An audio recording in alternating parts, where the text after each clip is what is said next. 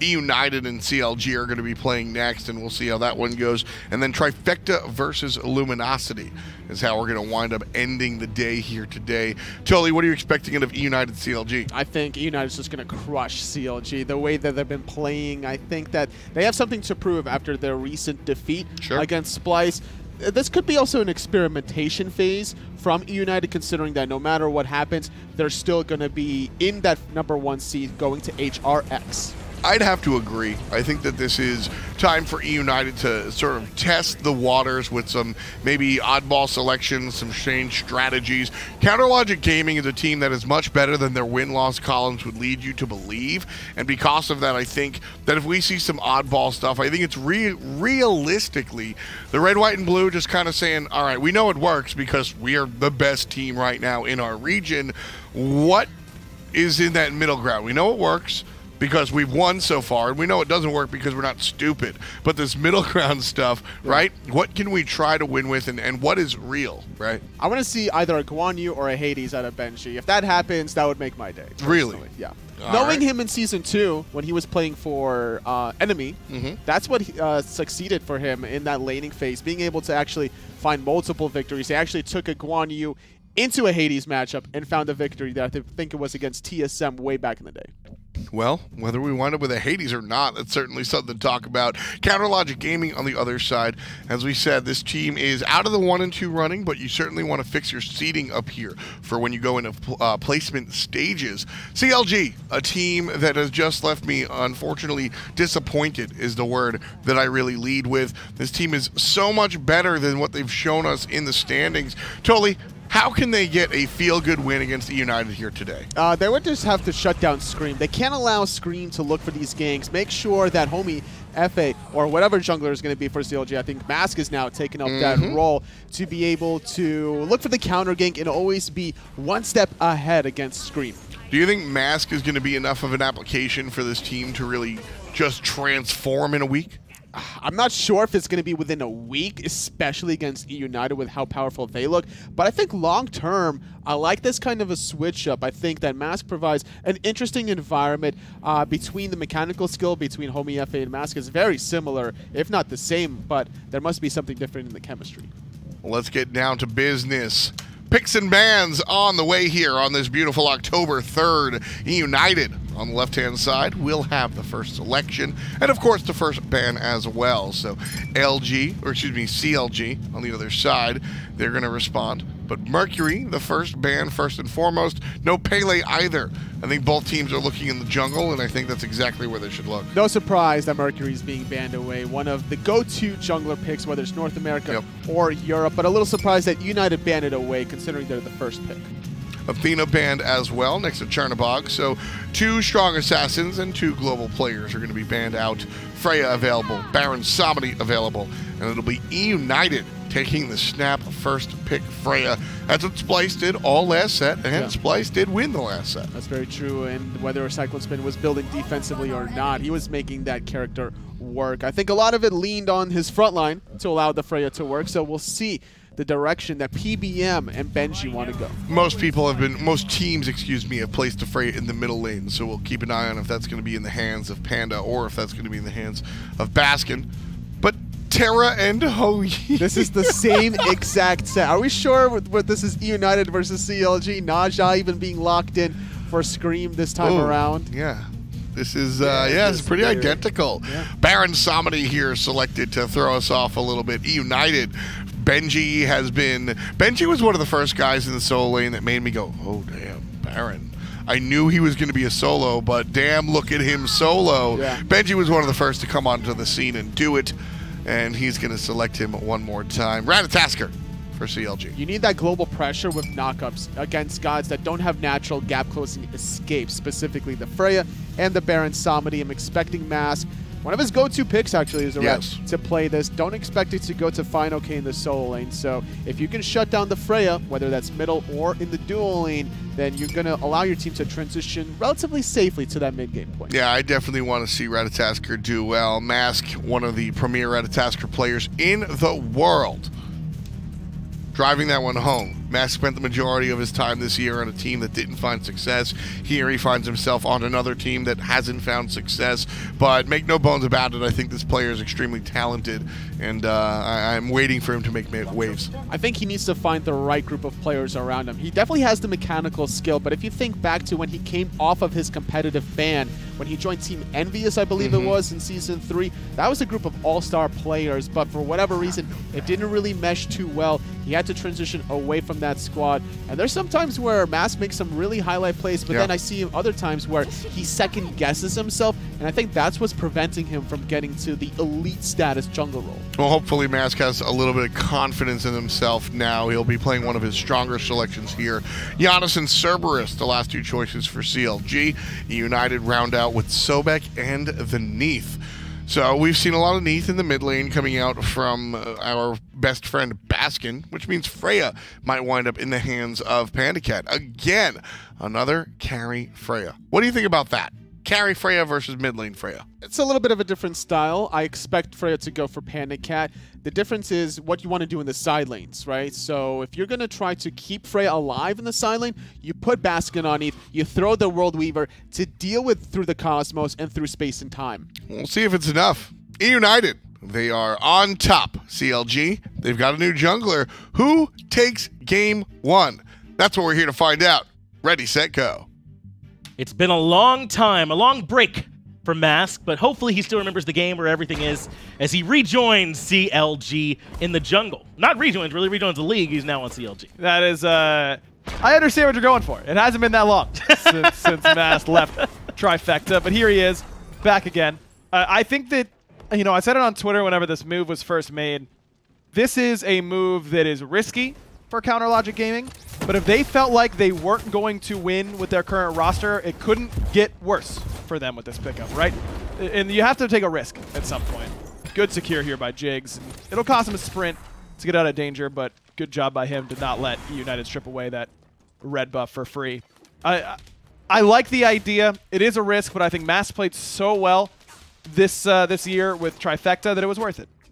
Nice sash coming through from Scream. That does force out the beads early on from Hurriwind here in the middle lane. It wasn't that good.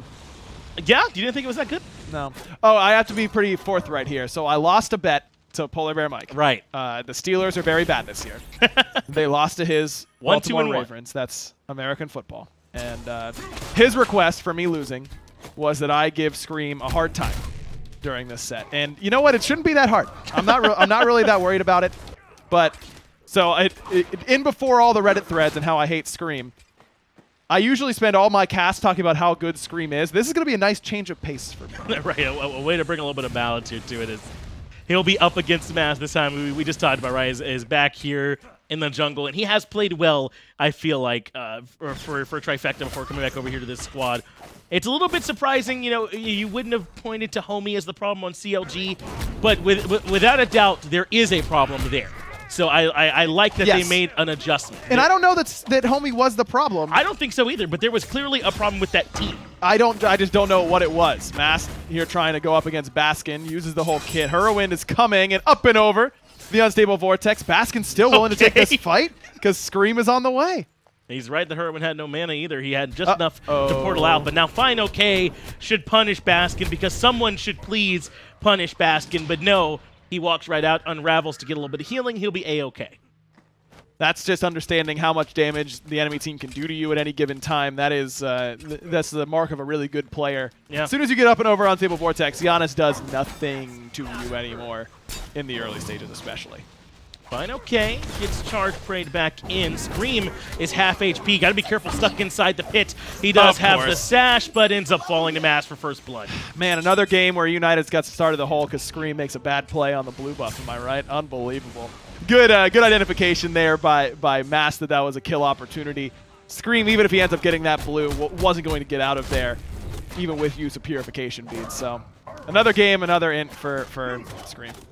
No big surprise there, as he does at least get to finish up the Warrior Tabi, so he'll come back in with a nice power spike to try and work with and have speed buff for himself. You know, there's been a lot of changes, right? With the speed buff now, it's like based on how much you actually are farming what you get from it. We haven't talked much about it. Have you felt or seen the impact from that a ton? I think so. Yeah. I think that it makes it a little bit more manageable in fights that you end up losing or not being able to catch but when you're farming it up, you don't really notice. Well, here, allow me to tee you up here, Ryan. Let's go back and see Mask find first blood onto none other than Scream. Well, Scream probably spent too much time, thinking about how smart he is during this play to really worry about where Mask was going to be. And instead, he actually puts himself in perfect position to not only lose the buff, but die as well. So that was impressive in some ways. Impressive, I suppose, for Mask to be able to capitalize and how out of position Scream is able to place himself. Well, in some ways. Sure. Check out this build from Mask, though. He actually stays at Acorn 1. So much of what makes Ratatoskr good is that he can build his Acorn outside of base, and it lets him get these really good power spikes. But Mask was fairly low, and he backed with a decent amount of gold, and he hadn't bought anything yet, so he finishes the Chile in base and can now finish the Acorn without ever backing to base. So it does limit his power spike because he knows Scream is going to int on blue buff anyways. It doesn't end up hurting him that much. And now he gets to hit a huge power spike whenever he finishes off that Acorn. This is an interesting call, but one that I really like.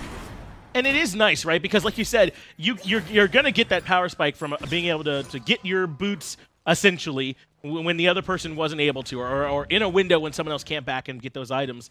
So it doesn't have to be right away. Mask with great recognition that it could just happen at any time, and he'll just grab it a little bit later on instead, complete those boots off, or rather the Acorn for the Ratatoskr, obviously. Rat no boots, ruined chat for a while. But he'll be able to get that later on, no problem. You thought Rat was going to buy boots? No. Is that what you thought? No, I didn't. Do you think that? Don't. You have an ongoing bid already. You do not need a second. I can't. You're right. I'm sorry about that. I truly apologize. This is exactly. So Mask gets to buy Acorn 2. It'll take him a little bit longer to get towards Acorn 1, but he's got so much sustain from the Chile, giving him enough power to clear these buff camps and the Assassin's Blessing sustain, plus the CDR from the Chile. It's a little bit curious that he goes for that in the face of Baskin and Scream being the two that he'll see most likely early on. But he's really building for the mid-game and maybe ganking duo early where he's got 2 magical damage dealers to worry about. But this is a lot of rotational ability on the side of CLG, so they need to capitalize on it. Because I think it does lose some value later on. Obviously, not all of it. It's definitely still good to be able to get around the map at any point. But when they're not in the laning phase and everyone's not spread out, it's not as impactful. So let's see Hurriwind and Mask, try and make some use out of the through the cosmos and through space and time. But where should they be trying to capitalize on that rotation ability? Duo. I think you're looking to set PBM in particular behind on this Baron. He's so immobile that is usually going to be your best option with semi-globals or globals to really punish. Plus the Terra there is such a good option to root him and set him up pretty nicely. You don't have to worry about shutting down Scream. He usually does that to himself, so you can really try and take that pressure elsewhere. Yeah, I don't think we saw any Baron in the last set, which is a bit surprising. He's been very strong lately. But there's a lot of good options to play. The meta's wide open. I really think it is. And so you don't have to be limited to just this pick. We didn't see any Alma either. So, I mean, that just gets to show some of the strong ones don't always have to be picked. But PolarBearMike going to make use of Baron over in the support role. They still have a great team-fighting Guardian in Sobek over in the solo lane. They're going to lose out on very, very little with this composition that they've selected for themselves, and they'll be good at every stage of the game with this Neith and Aja early, Baron, Freya mid, and Freya late. I mean, this is a great draft so far. I like CLGs for the same reasons, though. That they've got good early game with the Ratatoskr.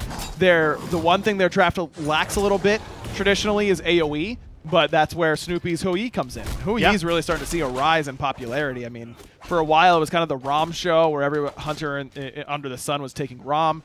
Snoopy in Barracuda played Hui in all 3 games. Last set, again against the Freya. Maybe there's just a consensus among NA hunters that this is the best matchup up against the Freya to be able to jump away and jump on the Freya aggressively. I think there's something to be said there. And he's one of those hunters I like in the double hunter compositions as well for that exact reason.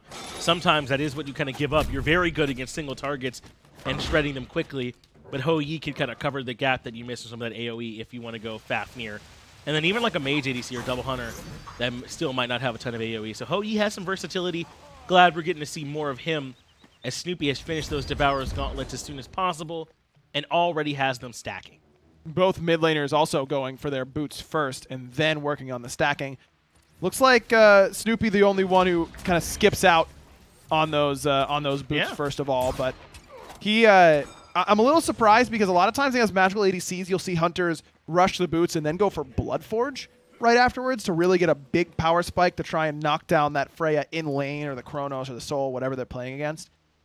Snoopy kind of playing it for the longer game right now, and I think that he knows that he has enough support via these 2 globals on counter logic that he doesn't have to worry too much about being mobile because Hurriwind should be able to bail him out of a tough spot necessarily. And a lot of the times it really does work well because, you know, the Freyas in particular can kind of build slow, especially if it's just Book of Thoth to get things started. But in this matchup, Freya would have been able to fight just fine anyway. As fineokay pulls Benji back underneath the tower, World Weaver was just nearly enough. If there had been even a little bit of follow-up, fineokay would have certainly fallen. But he should be A-okay now. Looks like a breakdown in communication to me. Scream chasing Mast between Tier 1 and Tier 2, and that gets Mast ultimate out. He's actually going to go aggressive. Scream turns around, finds the ultimate. Mast is getting low, but finds on the way.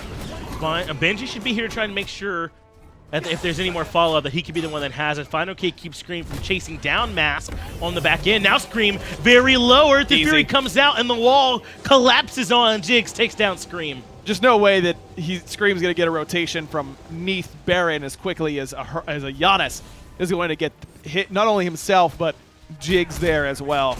Just another typically over-aggressive play from Scream. You know, diving between Tier 1 and Tier 2 tower at solo at 10 minutes is usually the right call. He's very crazy close. That it wasn't this time.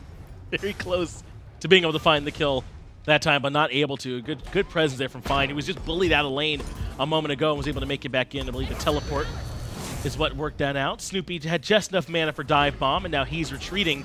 Baskin might need some help as he ends up backing away from Mask, but pulls him right back into the coffin. Consigned Spirits is still not enough. PBM is there, able to find it, take down Mask. Mask must have been a second off of Dart cooldown, just short of being able to find that dash away. Mask has played pretty well so far in his return. That's his first death. They had the kill earlier on. We'll see if he's able to keep the momentum going now once he respawns. That was the first kill for eUnited as well. They very much needed to slow down CLG a little bit. So PolarBearMike happy to be the one that provides that for the team. Mask got to take a seat for a little while. But he does have the Acorn finish now to go along with the Unkile. Going to grab some Pen as that next item. I'm sure it wouldn't hurt him at all, but we've seen a lot of this focus on magical damage so far, but eUnited aren't all the way in. They have Baskin and Screammmmm playing the physical hunters, but there's been a lot of priority on some of these magical characters here lately in the meta. This is, it's just, there's a lot of different options. What a sash by Scream. Wait, what? That's just something he brang right there, dude. Okay, watch out CLG. Now we're cooking with fire. Scream's feeling it now, baby. He was ready for the Morrigan right there, dude. He had her. He could have sworn he heard her. On God. How did Doug know that was going to happen? Doug, you absolute beast. That is the best thing you could have ever given me during this cast. I don't understand. It doesn't hurt anything, but I just don't know what he's like. Yeah, now Scream is definitely going to die. Jigz is there. Mask trying to come in to follow up. Good ultimate to get away, but he falls anyway. Through space and time, does clip Baskin. He's low and not really anywhere for the Neith to go. Jigz is there, but can't lock him down. But Scream has already fallen. 0-3 so far. All 3 deaths for eUnited, and it's just another day where eUnited's got to try and win a game when Scream's feeding the opposition. You know, we talk a lot about eUnited and their perseverance, the way that they went through a roster change towards the end of last year, but think about how long they've had to play with Scream there in the jungle and still be able to play through it. That's tough. I'd like to reiterate once more, if you're just joining us, that I lost a bet to PBM, and I am required to be making fun of Scream here. That was the payoff. I feel like I'm going to need to say that a lot during this To be honest, cast. you really are the fool betting in favor of Pittsburgh, the Steelers. Trash right now. Come on, man. It's Joe Flacco. Like, we were supposed to win. That's a good point. Scream is putting on an elite level of performance in the same way that Joe Flacco is Both elite, players very elite in the same way. Yeah, for sure. We'll see if maybe eUnited can turn this around. To be fair, though, they're really not very far behind at all in terms of gold at the very least. Scream is a little bit behind Mask in levels. The experience gap is certainly there overall, about 2,000 spread across the team.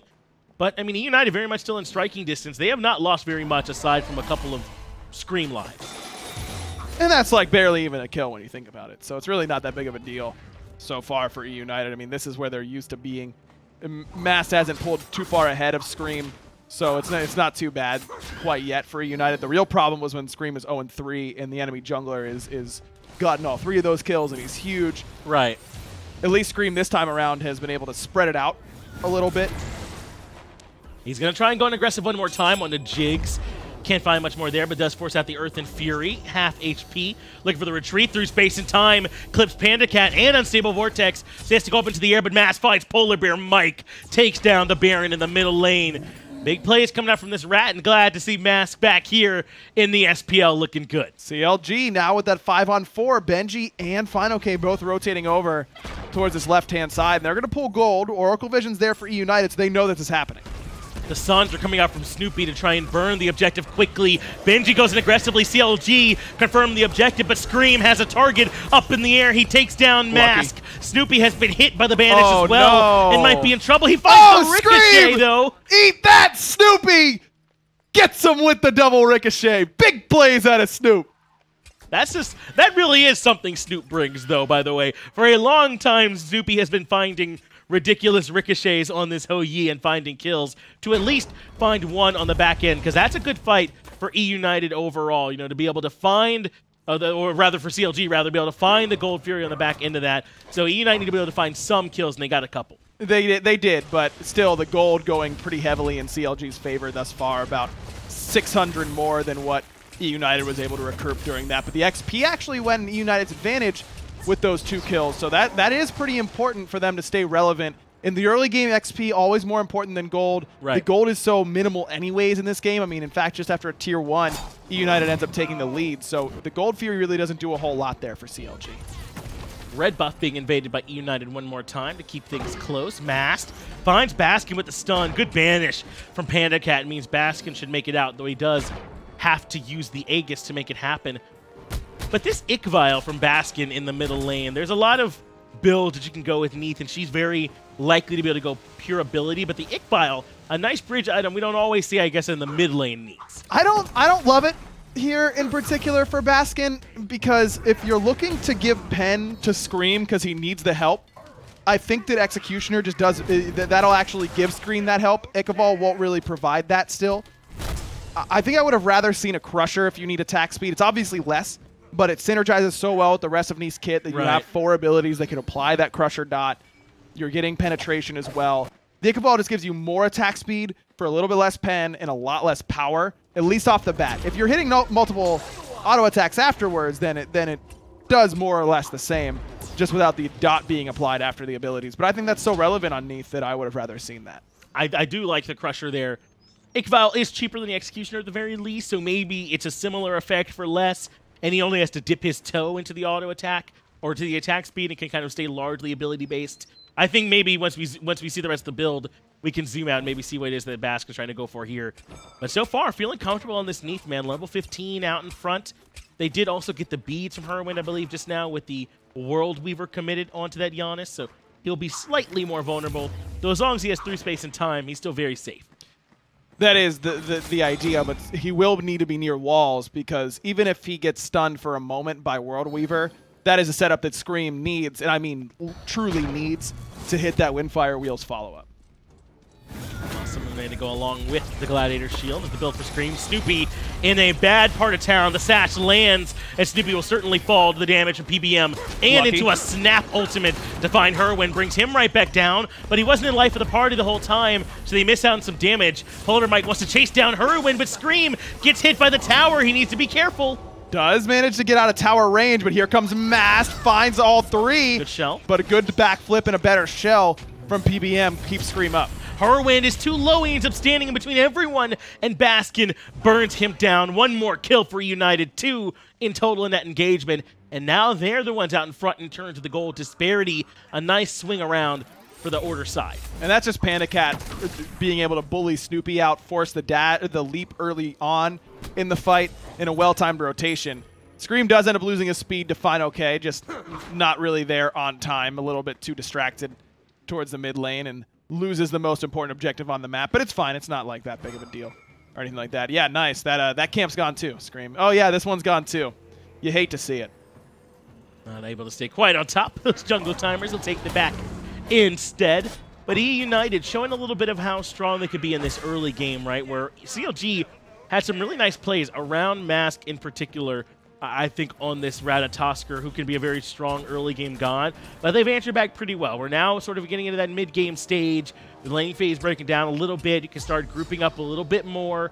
And eUnited are able to come into that stage feeling very comfortable. They've got really good late game in this Ichabod build. Baskin nearly gets hit by through space in time. Aegis there for the unstable vortex. Both relics gone now from the mid laner, but he's still full health. PolarBearMike pulls back in Jigz very, very quickly, but Scream is very low at the front of the fight. Stygian Torment controls and pulls him back in. What do you know? fineokay finds a nice kill. Scream is on his way back to base, and CLG win the fight. That's 6 kills now for CLG, and how many of those are on to Scream?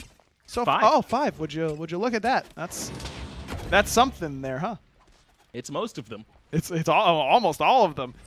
I like the idea there from CLG to really go aggressive onto Baskin, but with Baskin selling both relics up, you are running that risk. But CLG do a very good job of identifying that the initial plan wasn't going to work, and they switch it very quickly, and now they're pulling gold. They certainly can get this one started up, but they aren't ready to commit onto it entirely. Benji finds the charge prey on the fineokay, but he's half HP as a result. Earth and Fury has hit everyone as well, as Mask is up in the air looking for a target, and where can he land?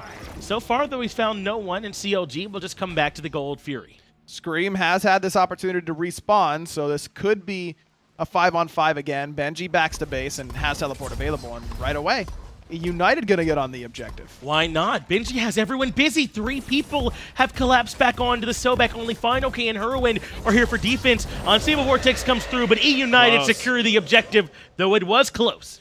Very close. Through space and time, a little bit late there from Hurriwind, as Scream now trying to chase 4 members of the enemy team out and away. But CLG, the idea is there after you pick Scream, but see, the thing is, eUnited is so used to playing without him because he's often on the respawn that it's really like they're at home in that situation. And so they do a good job of defending. Benji continues to just absorb so many cooldowns, and CLG doesn't have a whole lot to kill him with yet, though Snoopy's nearly done with those chin sides. That'll help. Pyromancer very low. Hurriwind tries the unstable Vortex, only a second, maybe even less, off the mark. It does end up hitting Scream, but the Pyromancer goes over to eUnited. But look at this build path. Witchblade coming back out now. I mean, I agree classic. that Snoopy does want to do some auto-attacking. Even Mass wants to do a little bit. But this isn't the typical commitment to it to where you think of Witchblade, I would say. You know what's really good is having no pen items on Naja. That's pretty solid. This is a classic Scream build. He's convinced that these really work out, and he wins so often that you can't tell him they don't. But he really wins in spite of them. Basically by, just hopping in the backpack of the duo lane and of Benji in particular. I mean, Venenu obviously did a lot of carrying. Baskin's done a lot of carrying since joining, but it's the side lanes that have really gotten the job done for eUnited historically, and Scream has just kind of been along for the ride. Think like those bikes you rent when you're at like a public park, and they're really gross and dirty, but they've got that like little kid seat in the back. That's where Scream is, and everyone else is riding. They just take turns actually riding the bike. In order to drive him around. And I want to make sure when you say side lanes, you do mean PandaCat and Benji, right? Those are the 2 you're really highlighting. PBM does a decent amount okay, as well. Sure. Yeah, I got to give him some amount of credit, even though his choice of football teams isn't great. Again, I'd like to reiterate, I lost a bet to PBM. I have to BM Scream this cast. Again, foolish to bet on the Steelers anyway, but eUnited now with a chance to burn down the left side tier 2. Hurriwind takes quite a bit of damage in return to PandaCat. The wall's there to lock down Scream as well, but not enough to punish. But that's still a bit of a win for CLG. They force back eUnited, but eUnited are sticking around to the point where fineokay teleports in. Tier 2 tower's already down to half, and Baskin's doing enough damage to these structures where you have to respect just him throwing a couple auto attacks in. They're doing 100 apiece so far. Backflip is enough for Baskin to get out of there. And this has been a push, a dedicated push from eUnited, really without the Fire Giant or anything like that. They just kind of grouped up and decided to give it a try. And CLG have shown up in enough force to put an end to that surge. But CLG are still sticking around. They don't think this is done. I think they're right. eUnited are back on their way in, though Benji is very slowly threatening the mid-tier 2. But look at the just incremental value eUnited is getting from all of this. They're stripping away buffs and back harpies, and they're preventing CLG from spreading out to farm. to catch up. This is a pretty common tactic when you're ahead to try and just group up and prevent the enemy team from being able to spread out and farm particularly easily. eUnited tries it. They don't get a whole lot, but they get at least a little bit. But they also need to keep, in order to get those big power spike items, I mean, who knows what Scream is going to build, but this chin size that's coming out from Baskin, what could be a Hastened or a Telkine's Ring from PandaCat, those are important items that you want to pick up early.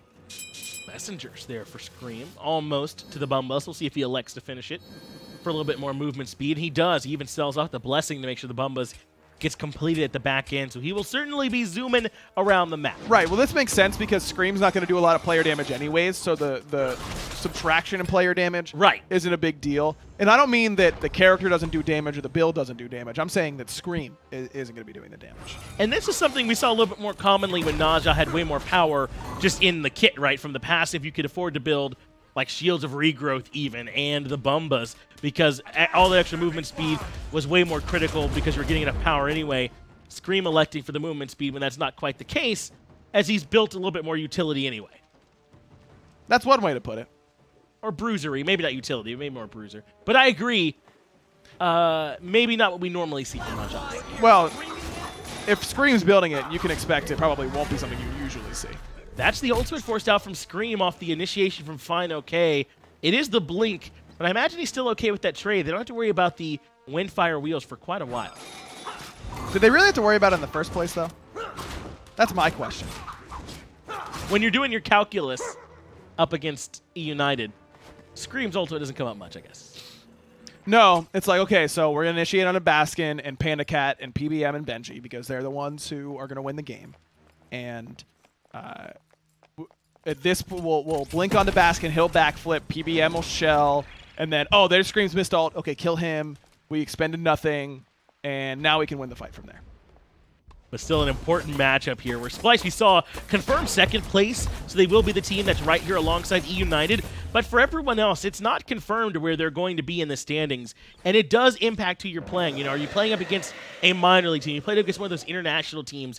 I think the difference between Nocturnes and Oceania is substantial. You know, if it's LatAm South, if that's the representative, you know, I'm naming them as an example I'm a big fan of, right? So there's certainly a lot still to be said about where you end up in placements, which is what CLG's looking at, and then eUnited, you know, trying to make sure they're going into HRX with a lot of momentum. I mean, the top two in North America are locked, but the bottom few are not. In fact, if I remember correctly, even LG is capable of moving up to like 4th seed. Yes, like absolutely. That because of the splits that CLG and Trifecta have had. So you're right. This is definitely critical. I mean, this is the difference between playing like a team like Rival early on in these placements.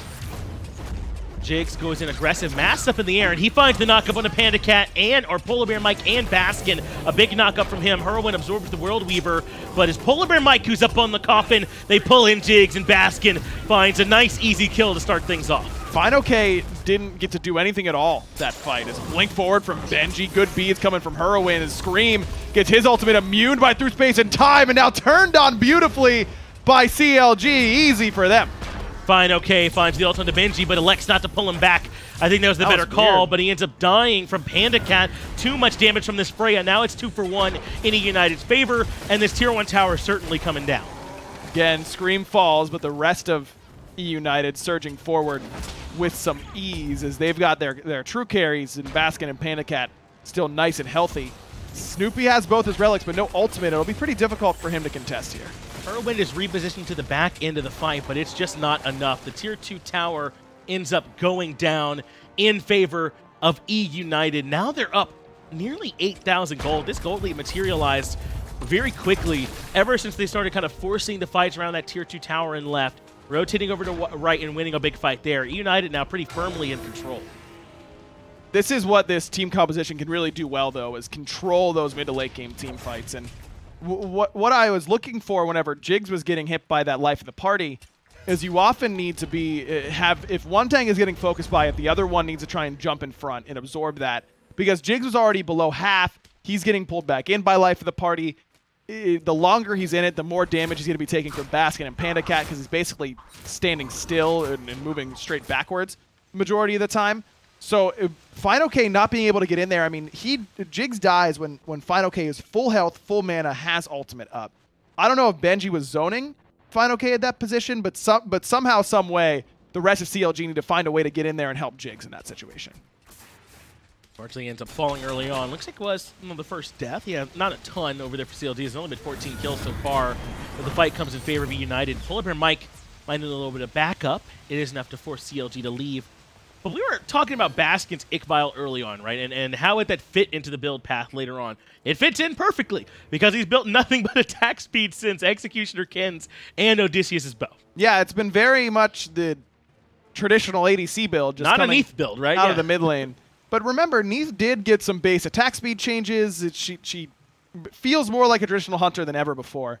And so I don't really have a problem with Baskin embracing this side of Neith. I think that I think of Clout, or it used to be Vedium, has always built Neith like a traditional hunter and found great success with the pick. I think that there's a real situation where that is the best case scenario. And if eUnited knew that this game was going to go into the later stages, then this sort of build is going to serve Baskin better than the Crusher and Heartseeker sort of build that a lot of Neiths go into. Yeah, this much more feels like an attack speed hunter who benefits from some pretty good abilities rather than just an ability-based hunter.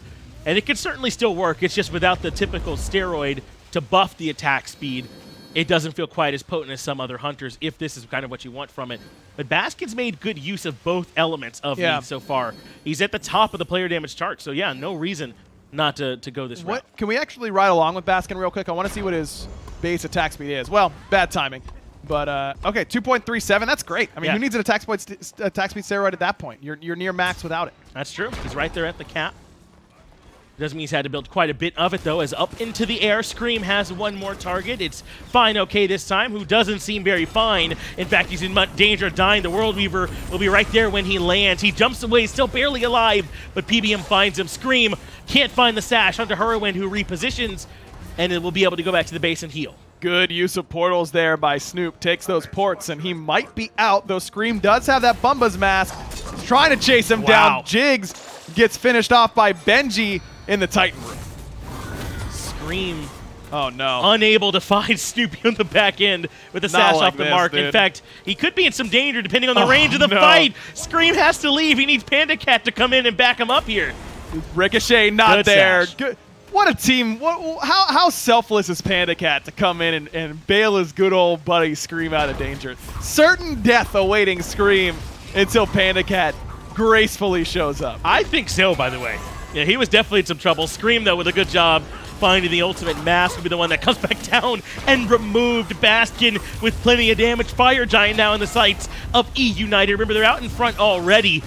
They'll be able to see even easier with their two hunters. Again, Baskin with an attack speed focus build will have plenty of damage on these structures. eUnited just has had the initiative in every fight since the mid-game. And CLG has kind of been back on their heels ever since the mid-game. And that's in part because Mask is playing an early game focused jungler in the Ratatoskr. But I still think that CLG, if they could have found a window to teleport everyone right on top of PandaCat maybe, he's going to buy time in Valkyrie's discretion. But you got to try and get him off balance. He's doing too much damage right now. Baskin's doing too much damage right now. And for 0 deaths between the Neith and the Freya, you're just not gonna win that game. You can kill Scream all you want, but you got to kill the people who are going to deal the late game damage here. And that's going to be Baskin and that's going to be PandaCat. And neither of those have taken a spill yet. This game isn't over yet, but I think CLG can feel good in that they've avoided the worst case scenario, which is that I don't think they look worse than when they had Homie, right? They look competitive with eUnited for a while. The game now feels like it might be a bit out of reach, though we're very late. The lead doesn't mean as much as it would have earlier on. But I think that they can feel at least about as close as they were with the Homie before the roster swap. And maybe you can make the argument there's only a chance for upside.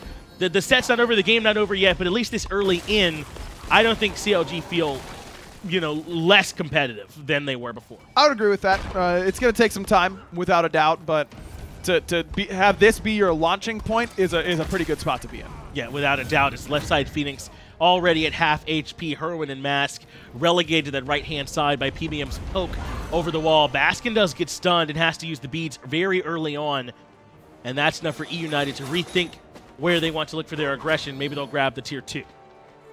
Left side Phoenix is down to half, so maybe there's potential for another attempt at it. I mean, there is a decent amount of time left on this Fire Giant, 2 minutes still for eUnited. Yes, Baskin lost the beads, but it's also that he got poked out a little bit, so just waiting until he's back in healthy could be the call. Look at this, Hurry's gonna fire it.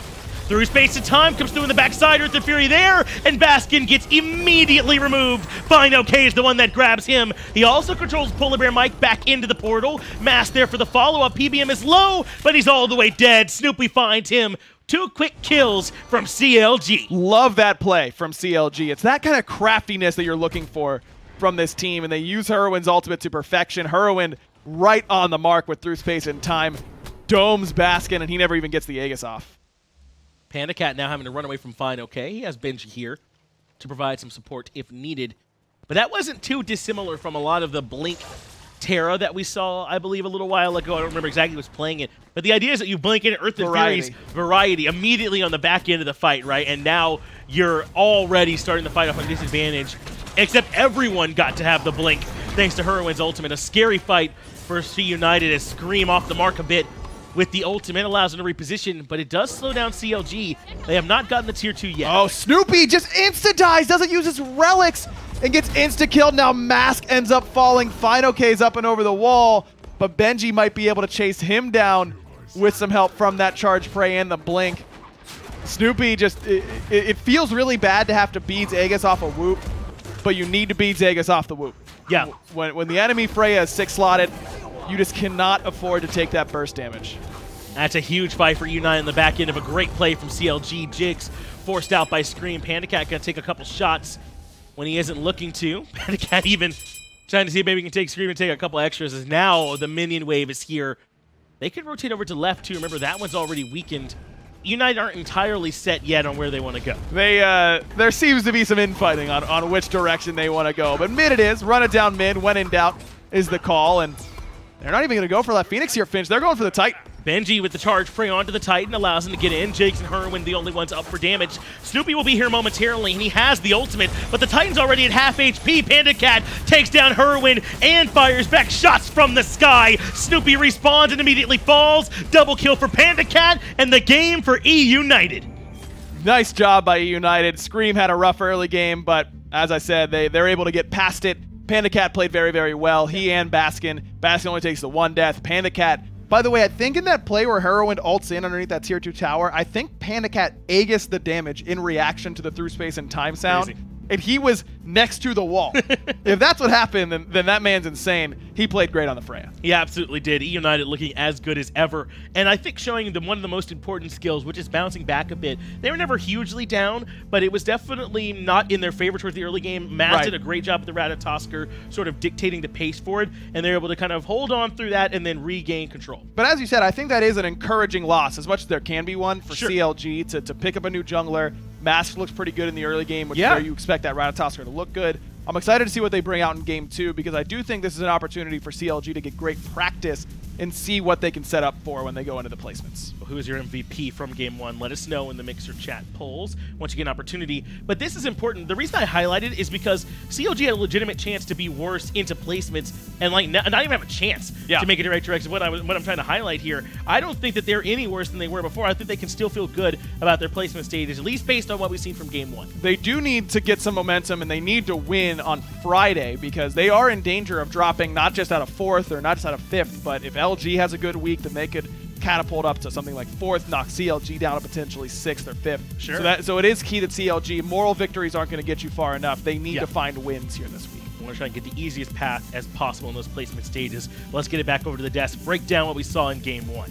Thanks a lot, boys. Tom and Toli bringing you the breakdown. Game number 1, well, something broke down, and it wasn't pretty. No, definitely not. Not pretty for Scream's performance, but his team comes out with a W at the end of the day. It was a nice sneaky play at the end by Hurriwind with the Through Space and Time. It allowed 2 easy picks, but then the counter push out of CLG was just not enough.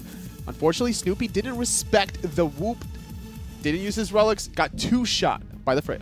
PandaCat's really just been out of control. Carry Freya has been out of control. 27,000 player damage here for Mr. PandaCat himself. I do want to give a shout out to Mask across the way. I think Mask did his job for CLG. Looked really clean the early and the mid-game parts.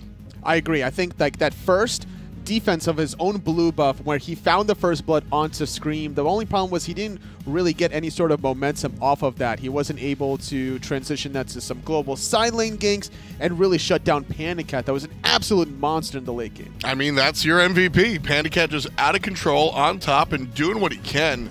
27,000, like I said. You know, it's funny. The character is drastically different than she used to be. But PandaCat is still the Freya pilot.